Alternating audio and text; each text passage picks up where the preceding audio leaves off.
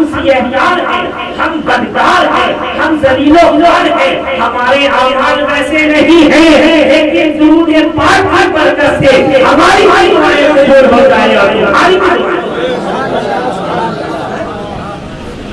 اور ہمارے بزرگوں نے ہمیں یہ بھی بتایا ہے، ہم جو نمازیں پڑھتے ہیں یہ ضروری نہیں کہ اللہ تبارک و تعالیٰ کی بارگاہ میں قبول ہو جائے۔ حج کا مہینہ ہے، آپ کے بھی علاقے سے کوئی نہ کوئی سفر حج میں نکلا ہوگا، یہ ضروری نہیں ہے کہ اس کا حج قبول ہو جائے۔ ہم روزہ رکھتے ہیں، یہ ضروری نہیں کہ رب کے حضور قبول ہی ہو جائے، لیکن خدا کی عزت کی قسم درود پاک ایک ایسا وظیفہ، ایک ایسا عمل ہے جو کبھی بھی نہیں ہوتا بلکہ ہر حال میں رب کے حضور قبول۔ اس لیے آپ کثرت سے درود پاک پڑھاتی ہیں۔ لوگ تو نہ جانے کس کی تعریف بیان کرتا ہے، ہم تو درود اس کی پڑھتے ہیں، اس کی بارگاہ میں پڑھتے ہیں جس کی تعریف اللہ رب العزت فرما رہا ہے۔ لوگ ہر دور میں اپنے کسی نہ کسی قریبی کی تعریف کرتا ہے۔ میں آپ کو مثال کے طور پر سمجھانا چاہتا ہوں، ایک مرتبہ بادشاہ حاتم طائی کا نواسا ناتی اپنے نانا کی تعریف کر رہا تھا۔ وہ بیان کرتا ہے کہ اگر کوئی میرے نانا کے دربار میں آتا ہے تو میرے نانا کے دربار میں 7 دروازہ ہے، جس دروازے پر بھی جاتا ہے وہاں سے کچھ نہ کچھ ملتا ہے۔ ایک رحیم مصطفیٰ جان رحمت کے پیارے حضرت امام حسن مجتبیٰ آتے ہیں اور کہتے ہیں ارے نانا تو اپنے نانا کی تعریف کرتا ہے، سنو جو میرے نانا کے دروازے پر آتا ہے وہ ایک پر آتا ہے تو پھر کسی دروازے کے ضرورت نہیں پڑتی ہے، صرف ایک پر آئے عدالت کرا کر دیا گیا، عمر فاروق آئے انہیں عدالت کرا کر دیا گیا، عثمان آئے انہیں سخاوت کرا کر دیا گیا، علی آئے انہیں ولایت کرا کر دیا گیا، حسن مجتبیٰ آئے انہیں سیادت کرا کر دیا گیا، حسین آئے انہیں شہادت کرا کر دیا، غوث گئے غوثیت کرا کر دی گئی، خواجہ گئے خواجیت کرا کر دی گئی، مخدوم گئے مخدومیت کرا کر دی گئی، شہباز محمد گئے انہیں شہبازیت کرا کر دی گئی۔ کل بھی مصطفیٰ جان رحمت کے دروازے سے نوازا جا رہا تھا، آج بھی نوازا جا رہا ہے اور صبح قیامت نعرہ تکبیر، نعرہ رسالت، اولاد شہباز محمد، فیضان شہباز محمد، شہزاد خطیب اعظم ہند۔ یاد رکھیے کل بھی مصطفیٰ جان رحمت کی بارگاہ سے نوازا جا رہا تھا، آج بھی نوازا جا رہا ہے اور صبح قیامت تک نوازا جا رہا ہے۔ اسی لیے فاضل بڑے پیر فرماتے ہیں تو زندہ ہے اللہ، تو زندہ ہے اللہ، میرے جذبے عالم سے چھوٹ جائے۔ اور کون دیتا ہے؟ دینے کو منہ چاہیے، دینے والا ہے سچا ہمارا ہے۔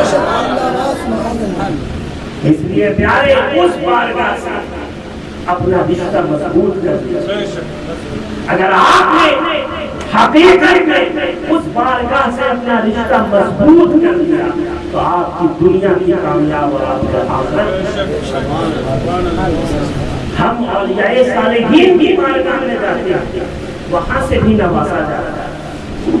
اب آپ دیکھ لیجئے غریب نواز کی بارگاہ 800 سال سے زائد ہو گئے، روکنے والے روکتے ہیں لیکن آج بھی لوگ کثیر تعداد میں پہنچتے ہیں۔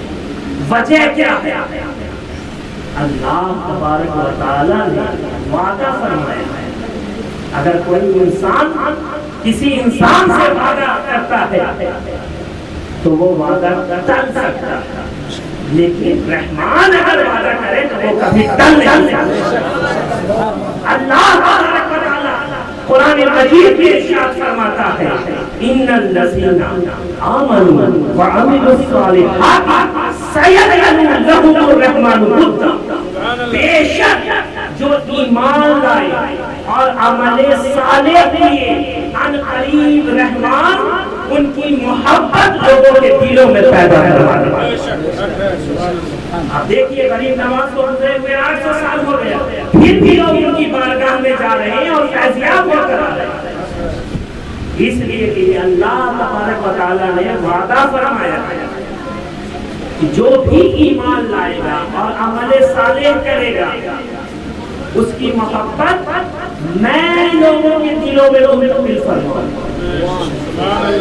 انسان کا وعدہ تو ٹل سکتا ہے لیکن رحمان کا وعدہ ٹل نہیں سکتا۔ بس ہمیں چاہیے کہ ہم جو بھی کام کریں، خواہ ہم نماز پڑھیں، روزہ رکھیں، حج کریں، کوئی بھی عمل کریں، تو یہ سوچ کر کریں کہ ہم رب کو راضی کرنے کے لیے کریں، رب کو پانے کے لیے اور رب کو منانے کے لیے کریں۔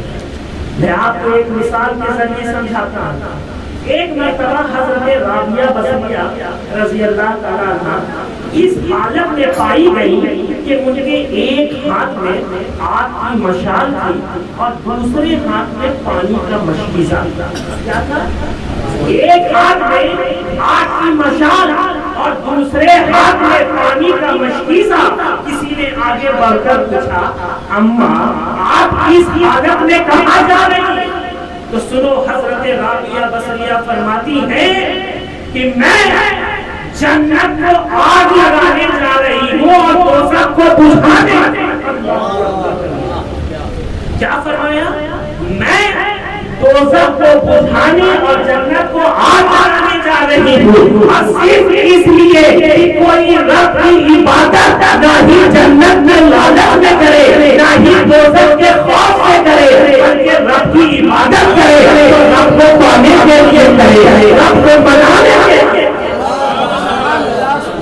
آپ جو بھی کام کریں، آپ یہ سوچیں کہ میں یہ عمل رب کو راضی کرنے کے لیے کروں، رب کو منانے کے لیے کروں۔ اگر آپ نے یہ کام کرنا شروع کر دیا تو پھر آپ کی دونوں دنیا کامیاب۔ آپ دیکھیے یہ اولیاء اللہ والے عبادت کہاں کرتے ہیں؟ جنگل میں چلے جاتے ہیں۔ کئی مثالیں آپ کے سامنے، جب خود سرکار شہباز عرش درواز سرزمین بھاگلپور میں آئے تو بتائیے کتنی مسجد تھی بھاگلپور میں، کہاں اسلام کا پرچم لہرا رہا تھا۔ آج اگر ہم نگاہ اٹھا کر دیکھتے ہیں تو کہیں ہمیں صدر شاہ نظر آتے ہیں، کہیں داؤد شاہ نظر آتے ہیں، کہیں حبیب شاہ نظر آتے ہیں، کبھی کبیر شاہ نظر آتے ہیں، کہیں ایک نام شاہ نظر آتے ہیں۔ جتنے شاہ نظر آ رہے ہیں یہ اسی شاہ کے صدقے میں نظر آ رہے ہیں، جتنے بھی شاہ نظر آ رہے ہیں۔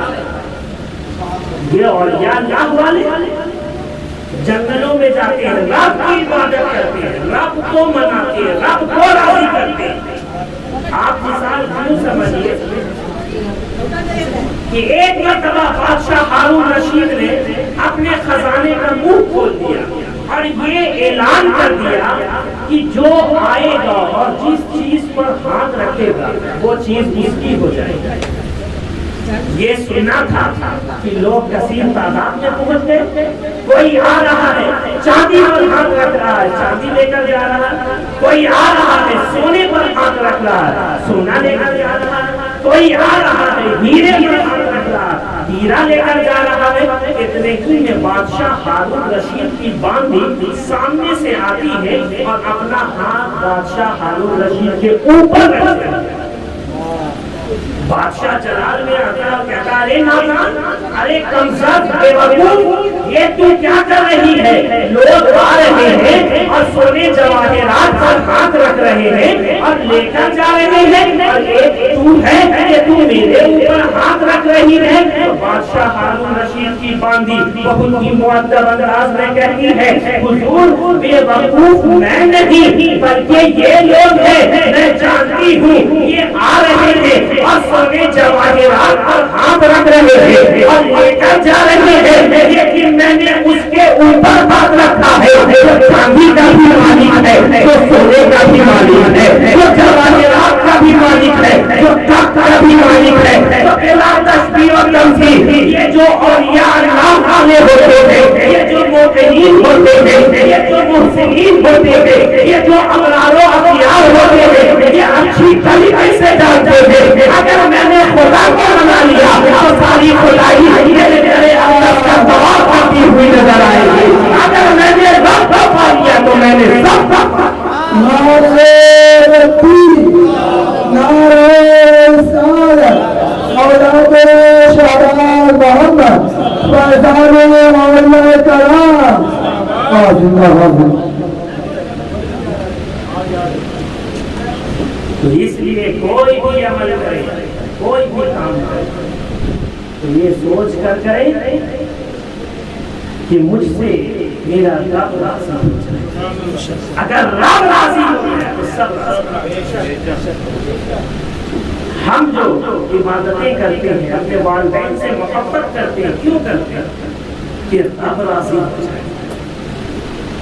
اور ایک بات ذہن نشین کر لیجیے، جس اولاد سے اس کے والدین راضی نہیں تو نہ ہی غوث راضی، نہ ہی خواجہ راضی، نہ ہی مصطفیٰ جانے راضی، نہ ہی خدا راضی. آپ سرزمین ہندوستان میں رہتے ہیں، غریب نواز کے دیار محبت میں رہتے ہیں. خود غریب نواز فرماتے ہیں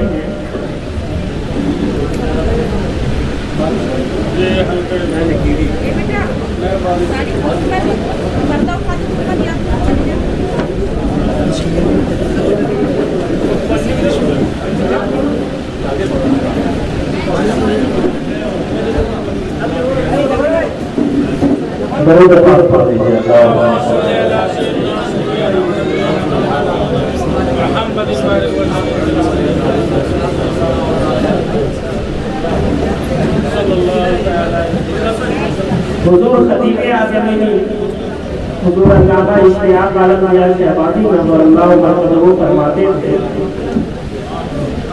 کہ بیٹا کبھی موسم کے اعتبار سے مت چلتا، جو موسم کے اعتبار سے چلتا ہے وہ یزیدی کہتے رہتا ہے، اور جو رب کی رضامندی سے چلتا ہے وہ حسینی کہتے ہیں. اس لیے آپ کو موسم سے گھبرانے کی ضرورت نہیں ہے. آپ امام حسین کے نانا جان کا ذکر سن رہے ہیں، اور الحمدللہ یہاں پر جتنے لوگ بیٹھے ہیں سب کے سب حسینی ہیں. حسین پاک نے 6 ماہ کے علی اصغر کو قربان کر کے اپنے نانا جان کا دین بچایا تھا. ہم پانی میں بھیگ کے مصطفیٰ جان رحمت کا ذکر کریں. اس لیے بارش میں گھبرانے کی ضرورت نہیں ہے، اس لیے کہ موسم بہت تیزی کے ساتھ بدلتا ہے. اس لیے ہم موسم پر منحصر نہیں ہیں بلکہ ہم رب کی رضامندی پر ہم اپنے رب پر منحصر ہیں. اس لیے جو بھی کام کیجیے تو رب کو راضی کرنے کے لیے کیجیے. میں آج کر رہا تھا، بس 5 منٹ توجہ ادھر دیجیے، بات مارا. ہم جو اولیاء اللہ کی بارگاہ میں جاتے ہیں تو ہمارے بزرگوں نے ہمیں کیا طریقہ بتایا ہے، کس طریقے سے جانا چاہیے. کیا بیعت بن کر جانا چاہیے یا باادب بن کر جانا چاہیے؟ کیونکہ ہم اچھی طریقے سے جانتے ہیں کہ یہ جو اولیاء اللہ والے ہوتے ہیں یہ رب کے پیارے ہوتے ہیں. کوئی بھی سنی مسلمان شہباز محمد کے در پر نعوذ باللہ اللہ سمجھ کر نہیں جاتا بلکہ ولی اللہ سمجھ کر جاتا. کوئی بھی ان سے مانگنے نہیں جاتا، ان کے وسیلے سے مانگنے جاتا، کیونکہ ہم جانتے ہیں ہمارا وسیلہ رد ہو سکتا ہے لیکن شہباز محمد کا وسیلہ رد نہیں ہے، کیونکہ وہ رب کے پیارے ہیں. جو رب کا پیارا ہو جاتا ہے، آپ مثال یوں سمجھیے نا، اگر کسی کا دادا آپ سے راضی نہیں تو آپ اس کے بیٹے کو منانے کی کوشش کریں، اس کے پوتے کو پیار کرتے کہ کاش اس کا دادا یا نانا راضی ہو جائے اور مجھ سے مان جائے. اس لیے ہم اگر مصطفیٰ جان رحمت کو راضی کرنا چاہتے ہیں تو پہلے شہباز کو حضرت کو راضی کریں گے, غریب نواز کو راضی کریں گے, غوث پاک کو راضی کریں گے, امام حسین پاک کو راضی کریں گے. اس لیے ہم جانتے ہیں اگر حسین پاک سے راضی ہو گئے تو مصطفیٰ جان رحمت.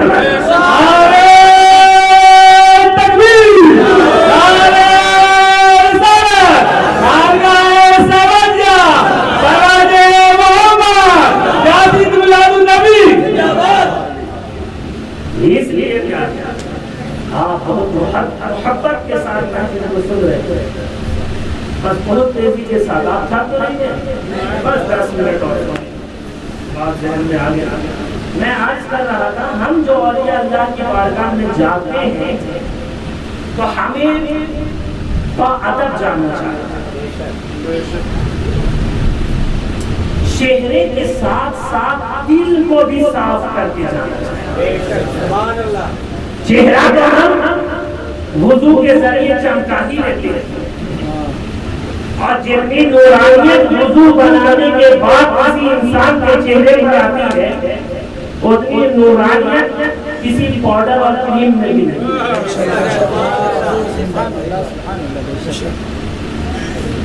تو اولیاء اللہ کی بارگاہ میں دل کو صاف کیا جاتا ہے, تو ہمیں بھی اور آپ کو چاہیے کہ ہم ان کی بارگاہ میں جائیں تو مؤدب ہو کر جائیں. بعض اوقات ہوتا ہے کہ لوگ جاتے ہیں اور وہاں پر کچھ مرادیں پیش کرتے ہیں, اور اگر وہ مرادیں کچھ دنوں میں پوری نہ ہوئی تو وہ بے چین و بے قرار ہو کر واپس چلے آتے ہیں. نہیں, ایسا نہیں کرنا. میں آپ کو مثال دیتا ہوں تاکہ آپ کو بات سمجھ میں آئے, آپ کے ذہن میں بات آ جائے. ایک مرتبہ ایک قاری صاحب جو بہت ہی اچھے لہجے میں, بہت ہی اچھے انداز میں قرآن پاک کی تلاوت کرتے ہیں, وہ چند مرادیں لے کر خواجہ غریب نواز کی بارگاہ میں پہنچے اور صبح بھی قرآن پاک کی تلاوت کر رہے ہیں, دوپہر میں بھی قرآن پاک کی تلاوت کر رہے ہیں, رات کی تاریکیوں میں بھی قرآن پاک کی تلاوت کر رہے ہیں. کچھ دن یہ سلسلہ چلا. کچھ دن کے بعد وہ قاری صاحب کیا دیکھتے ہیں کہ ایک رقاصہ ناچنے گانے والی عورت غریب نواز کی بارگاہ میں آتی ہے اور یا خواجہ یا خواجہ یا خواجہ کی صدائیں لگاتی ہے, اور کچھ ہی دیر میں وہ مراد پا کر چلی جاتی ہے. اب قاری صاحب کو غصہ آیا اور سوچنے لگے کہ میں اتنے دنوں سے قرآن پاک کی تلاوت کر رہا ہوں اور یہ ناچنے گانے والی عورت آتی ہے اور غریب نواز اسے لے کر بھیج دیتے ہیں اور ابھی تک میری مراد پوری نہ ہوئی. غریب نواز کی بارگاہ میں انصاف نہیں ہوتا. اللہ اکبر. یہ اس کا کہنا تھا کہ وہ زور زور سے اپنی 8 انگلیوں کو زمین پر مارنے لگا, اب وہ کہتا ہے پل بھر بھی غریب نواز کی بارگاہ میں نہیں رکوں گا. وہ قرآن پاک کو اٹھاتا ہے اور سینے سے لگاتا ہے اور یہ بولتا ہوا پیارے غریب نواز سے باہر نکلتا ہے. اتنے ہی میں دیکھتا ہے کہ ایک نورانی صورت والے بھول سامنے سے چلے آ رہے ہیں, اس کے قریب آتے ہیں اور کہتے ہیں کیا بات ہے, تو اتنے جلال میں ہے, آخر کیا ماجرا ہے, کیا ہوا ہے. تو وہ قاری کہتا ہے کئی دنوں سے غریب نواز کی بارگاہ میں چند مرادیں لے کر آیا تھا, اب تک میری مرادیں قبول نہ ہوئی. ایک ناچنے گانے والی عورت آتی ہے, اچھا نہیں لگتے میں غریب نواز اسے نواز کر بھیج دیتے ہیں. تو وہ بزرگ کہتے ہیں یہ کیا مرادیں ہیں, تو وہ کہتا ہے فلا فلا فلا. وہ بزرگ کہتے ہیں کیا تیرا پورا ہوا. پھر وہ کہتا ہے آپ کون ہے, تو وہ بزرگ اپنا پہرانے مبارک یعنی اپنا کرتا شریف ہٹاتے ہیں. تو وہ کیا دیکھتا ہے, تو 8 انگلی سے زمین پر پلک پلک کر کہہ رہا تھا کہ خواجہ کے در پر انصاف نہیں ہوتا ہے. یہ 8 انگلیوں کی نشان اس بزرگ کے پشت مبارک پر تھا. وہ بزرگ نے کہا ارے اللہ میں کوئی اور نہیں, یہ خواجہ راجگار خواجہ معین الدین اجمیری ہوں.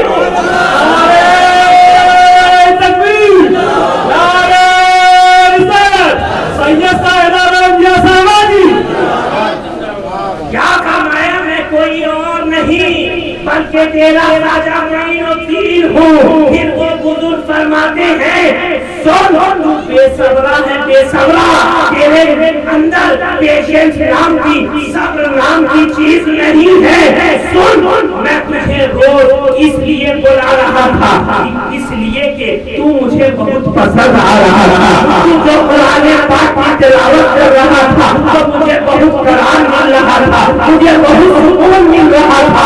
اور وہ جو رقاصہ ناچنے گانے والی عورت کی آواز مجھے پسند نہ تھی، اس لیے میں نے اسے پل بھر میں نواز کر بھیج دیا۔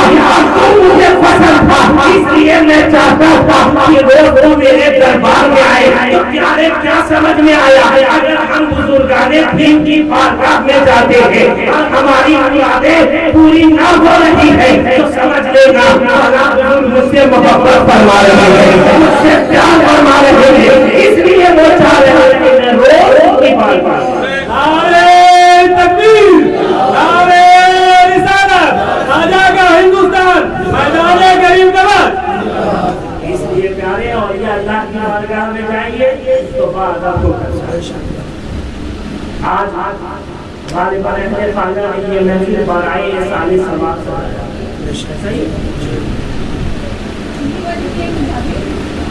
خود غریب نواز فرماتے ہیں کہ جو شخص اللہ تبارک و تعالیٰ کی خوشنودی کے لیے، رضا مندی کے لیے والدین کی زیارت کرتا ہے، اللہ تبارک و تعالیٰ حج کا ثواب اسے نصیب کرتا ہے۔ اور آگے بڑھ کر فرماتے ہیں کہ ایک فاسق یعنی ایک گنہگار کی موت ہو گئی تو گھر والوں نے اسے خواب میں دیکھا تو کیا دیکھتے ہیں کہ وہ جنت بہشت میں ٹہل رہا۔ لوگوں نے سبق پوچھا رہے تو گنہگار تھا پھر تو جنت میں کیسے پہنچ گیا؟ اس نے کہا ہاں میں گنہگار ضرور تھا، لیکن میں جب بھی اپنے گھر سے نکلتا اپنے سر کو ماں کے قدموں میں رکھ دیتا، ماں اس کے عوض میں دعائیں دیتی، جا بیٹا اللہ تبارک و تعالیٰ تجھے حج کا ثواب نصیب فرمائے اور تیری مغفرت فرمائے۔ تو اللہ تبارک و تعالیٰ نے میری کوتاہی کو نہیں، میرے گناہوں کو نہیں، بلکہ میری ماں کی التجاؤں کو، میری ماں کی فریادوں کو سنا ہے۔ تو اللہ تبارک و تعالیٰ کی بارگاہ میں دعا ہے کہ اللہ تبارک و تعالیٰ جس مرحومہ کی برسی کے موقع پر حاضر آئے ہیں اس کے تمام گناہوں کو معاف فرما دے، اس کی تمام خطاؤں کو درگزر فرما دے اور اسے اعلیٰ علم میں مقام عطا فرمائے، اور ہم تمام لوگوں کو اپنے والدین سے سچی